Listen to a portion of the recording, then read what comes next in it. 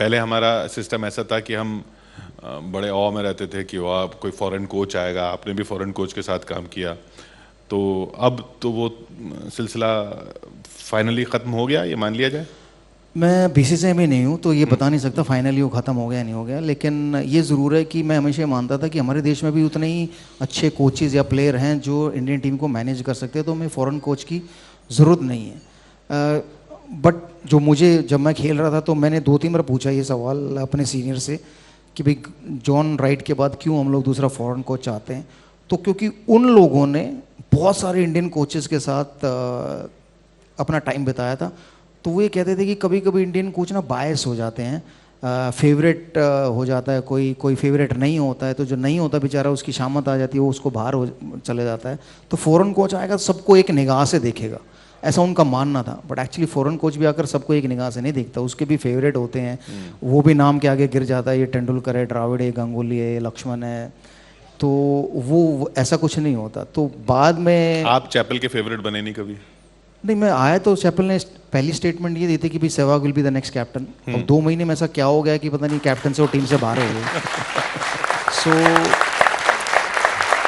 ऐसा मुझे ऐसा लगता है कि कोचिंग, इंडियन टीम को कोचिंग की ज़रूरत नहीं, इंडियन टीम को मैन मैनेजमेंट की ज़रूरत है कि भाई आप एक ऐसा आदमी हो जो सारे प्लेयरों के साथ ना अच्छी दोस्ती रख सके, अच्छा ख्याल रख सके। भाई कोच को ये मालूम होना चाहिए कि बस मेरे को इसको कितनी प्रैक्टिस करानी है, इसको कितनी नहीं, जो कि आई थिंक उन सब में बेस्ट थे गैरी कर्स्टन, क्योंकि वो मुझे सिर्फ 50 बॉलें खिलाते थे, राहुल द्रविड़ को 200 बॉलें खेलते थे, सचिन तेंदुलकर 300 बॉलें खेलते थे, गौतम गंभीर 400 बॉलें खेलते थे, आकाश चोपड़ा और ज़्यादा खेलते।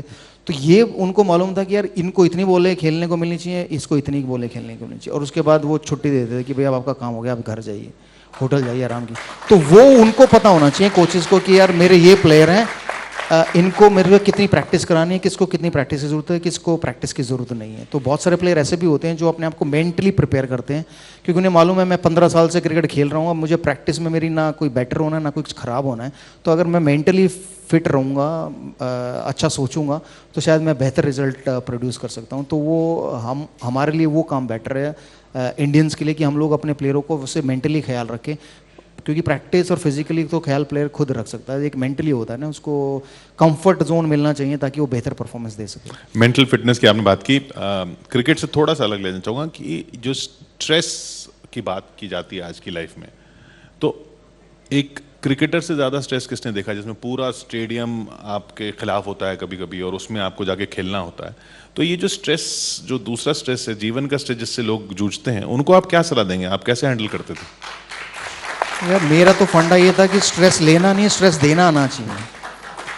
सो मैं तो कोशिश ये करता था कि बॉलरों को स्ट्रेस दे दूं पहली बॉल पे ही, चौका छक्का मार के।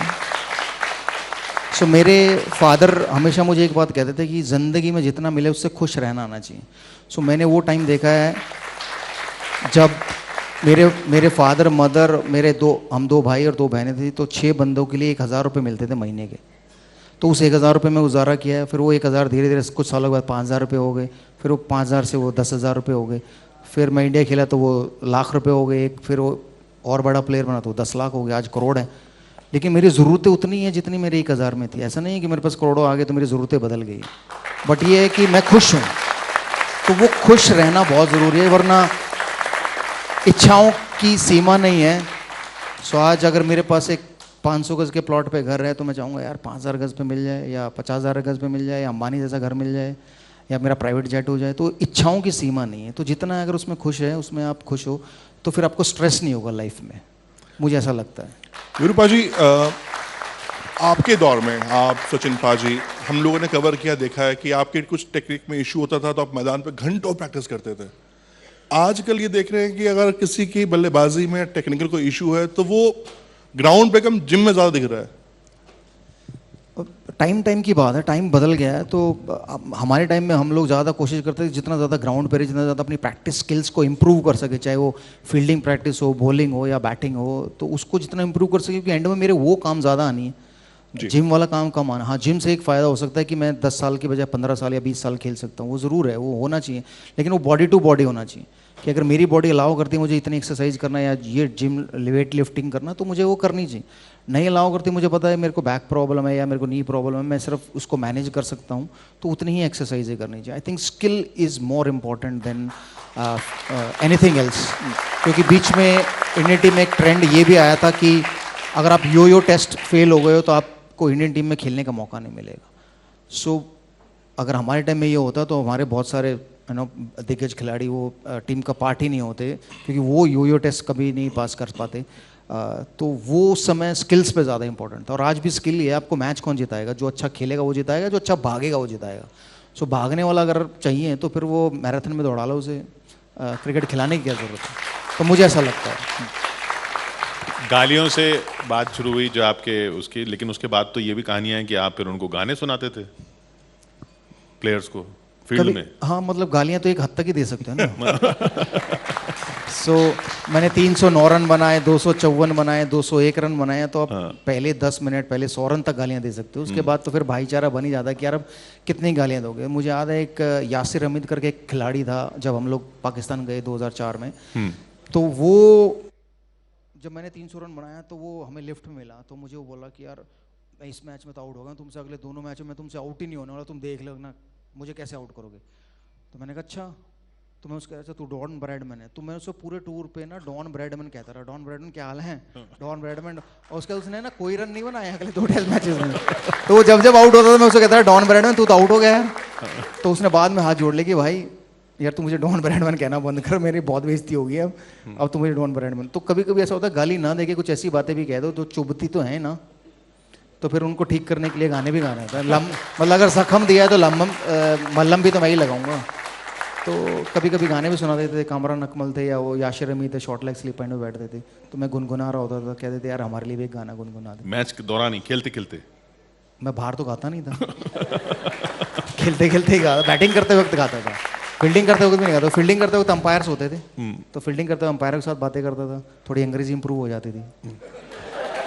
पाजी आपके नाम 2 13 शतक है, 2 ट्रिपल सेंचुरी आपने लगाई, तीसरा थोड़ा सा चूक गए। एक आपने बात सचिन पाजी से शेयर की थी ड्रेसिंग रूम में कि अगर इस बार मैंने 13 लगा लिया तो एक मिशन था कि मैं आपको दूंगा। पाजी क्या बता पाएंगे कि क्या बातें हुई थी आपकी सचिन पाजी के साथ? वो मिशन तो सक्सेसफुल हो गया बगैर सचिन के। तो उसका बारे में तो नहीं बता पाऊंगा, बट हाँ ये ज़रूर है, मुझे एक ही लाइफ में अगर मलाल रहा कि मैंने एक बार लाइफ में कुछ करना चाहा क्रिकेट की फील्ड पर, वो था कि वो मेरी तीसरी सेंचुरी, ट्रिपल सेंचुरी बनाने की। वो मेरी इच्छा थी कि मैं ये बनाऊं और मैं जो मेरा काम था वो सचिन से कराऊं, बट वो हो ही नहीं पाया। तो 293 पे आउट हो गया, तो ना मैंने उनको वो काम बोला, बट मैंने उनसे ये प्रॉमिस ज़रूर लिया अगर मैं ये 3rd ट्रिपल सेंचुरी बनाता हूँ तो आपको मेरे लिए काम करना पड़ेगा। तो उन्होंने बहुत पूछा कि भाई क्या, वैसे कमिटमेंट नहीं देते कि भाई नहीं क्या काम है क्या काम है। मैंने कहा नहीं, आप पहले कमिट करो कि आप करोगे। मैं ऐसा कोई काम नहीं है कि जो मैं गलत काम करूँगा। तो उन्होंने कहा कि ठीक है, अगर तू बनाता है तो मैं तेरे लिए वो काम कर दूंगा।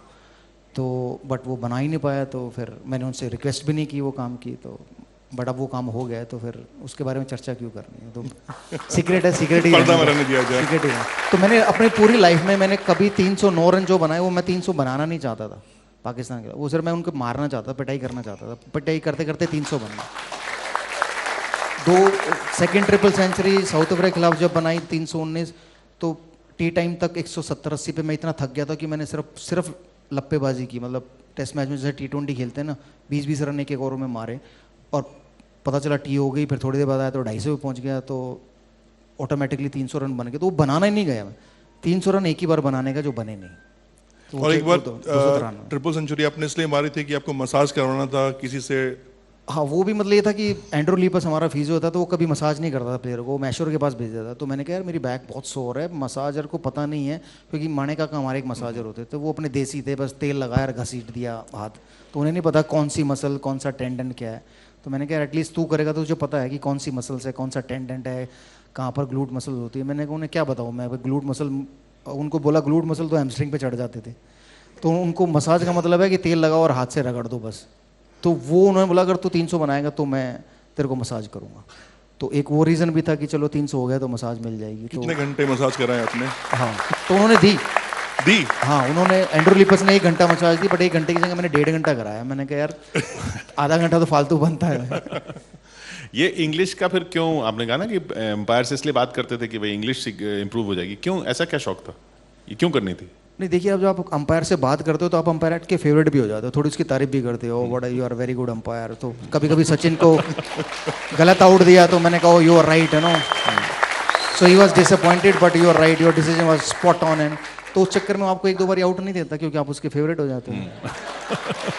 अगर आप अंपायर के फेवरेट हो गए, जैसे रूडी कस्टन एक अंपायर थे, डेविड शेफर्ड एक अंपायर थे, तो ये जब मैं बैटिंग करता था मैं लप्पा मारता था ना, तो वो जब मैं उनके पास खड़ा होता तो मेरे को कोहनी मारते थे ऐसे जोर से कि I want to see your batting and I don't hit in the air. I said okay, तो एटलीस्ट ये तो श्योर हो गया कि पैड पे जो क्लोज अपील होगी वो मैं आउट नहीं होने वाला हूँ क्योंकि उसको मेरी बैटिंग देखनी है। तो वो फ़ायदा मिल जाता कभी कभी अंपायर को। आज वो दिन मिस करते हैं आप सचिन पाजी, युवराज, भज्जी पाजी? आज मैं उनकी कंपनी मिस करता हूँ, बट खेलना कभी नहीं मिस करता, क्योंकि मेरे शरीर में इतने दर्द है कि दोबारा खेलने जाता हूँ दर्द वापस आ जाते हैं तो वो फिर गलत है। तो मेरे बच्चे कहते हैं कि पापा मतलब उनको थ्रो डाउन कराता हूँ तो मेरा कंधे 2 शोल्डर सर्जरी हुई है राइट शोल्डर की, उन्हीं से थ्रो डाउन कराना पड़ता है। तो 10-10 मिनट बांटे हुए हैं कि बस उससे ज़्यादा मैं थ्रो नहीं मार सकता, उससे ज़्यादा मारा तो मेरा दर्द वापस आ जाएगा कंधे का। बट क्या है कि 2 बच्चे हैं, एक को अगर ज़्यादा करा दी तो वो टाइम नोट करते हैं कि भाई उसको 12 मिनट कराई तो मुझे भी 12 मिनट कराओ, तो मुझे टाइमर लगाना पड़ता है कि 9-10 मिनट का बस उतनी ही। बट उनसे मिलना मिस हो जाता है कि कभी कभी मिलते हैं तो बहुत देर तक बैठे रहते हैं, पुरानी बातें यादें ताज़ा हो जाती हैं, मज़ा आता है वो पुराने दिन याद करके। वो अच्छे दिन, बच्चों को वो अच्छे दिन याद क्रिकेटर बनेंगे बच्चे? खेल रहे हैं, उनकी मर्जी है। तो मैंने उन्हें फुटबॉल भी खिलाया, स्विमिंग भी सिखाई और क्रिकेट भी। तो अब क्रिकेट अगर वो परस्यू करना चाहते हैं क्यों नहीं, बट ये यहाँ पर कोई नेपोटिज्म नहीं है कि वो खेलेंगे वो प्लेयर बनेंगे ही बनेंगे क्योंकि मुझे ऐसा लगता है कि स्पोर्ट्स में ना कोई शॉर्टकट नहीं है, तो उन्हें उतने साल प्रैक्टिस करनी ही पड़ेगी, वो जूनियर क्रिकेट खेलनी पड़ेगी, फिर वो अच्छा खेलेंगे, परफॉर्मेंस देंगे तो ही वो आगे बढ़ सकते हैं। तो ऐसा नहीं है कि बाप के नाम पे वो आगे चले जाएंगे, तो खुद उन्हें मेहनत करनी पड़ेगी। भारतीय टीम को कई बल्लेबाज मिले जो आक्रामक खेलना चाहते हैं, खेलते भी हैं, लेकिन एक सोच है विरूपाजी जो आप लेके खेलते थे, उस सोच का बल्लेबाज आपको टीम इंडिया में कोई दिख रहा है कि हाँ ये मेरी तरह सोच रहा है, ये पहली गेंद से लप्पा मारेगा? पता नहीं, मुझे लगा नहीं कि ऐसा कोई प्लेयर है, बट अगर 2 प्लेयर क्लोज आए तो एक पृथ्वी शॉ है, एक ऋषभ पंत। सो ऋषभ पंत मुझे ऐसा लगता है जैसे मैं टेस्ट मैचेस में खेलता था थोड़ा बहुत वो उसके करीब है, बट वो क्या है कि वो सेटिस्फाई हो जाते हैं 90-100 पे। सो मैं सेटिस्फाई होता था 200, 250, 300 पे। तो उनको अगर वो वहाँ तक लेके जाएंगे तो और ज़्यादा एंटरटेनमेंट देंगे मुझे ऐसा लगता है। पाजी, खतरों के खिलाड़ी आपको कहा जाता है, आप 94 पे होते हो, लोग कहते हैं भाई धीरे से मार, सेंचुरी पूरी कर लो, लेकिन आपको मारना छक्के से ही है। तो ये जब सचिन पाजी भी कहते थे कि मेरे रुक जा, सेंचुरी पूरी कर ले, तो ये जिद क्या थी कि नहीं भैया मारूंगा तो यूं ही? नहीं, जिद नहीं थी कि मुझे ये था, मैंने जैसा बताया मैं टेनिस बॉल में ना चौके छक्के गिनता था कि कितने मारने तो इंटरनेशनल क्रिकेट में वही है कि कितने चौके छक्के मार रहे हैं 100 तक पहुंचने के लिए। और मुझे ऐसा लगता है कि अगर मैं 90 पे पहुंच गया हूँ और 100 तक पहुंचने के लिए मुझे 10 बॉलें खेलनी है, 1-1 रन लेने की, 10 बार अपॉर्चुनिटी है मेरे आउट होने की। बट अगर 2 बॉल पे रिस्क लेके मैंने मारा तो अपॉर्चुनिटी 2 ही बार तो है। सो परसेंटेज 20% आ गया 100 से, सो 20% चांस है आउट होने के, बट लेकिन सक्सेस होने के तो पूरे चांस हैं। तो वो था कि जितनी जल्दी आप 90 से निकल जाओ उतना बढ़िया है, उतना कम प्रेशर है। तो मे भी कभी कभी शायद इसलिए वो मुझे रोकते थे कि मैं आउट भी तो हुआ हूँ 90s में,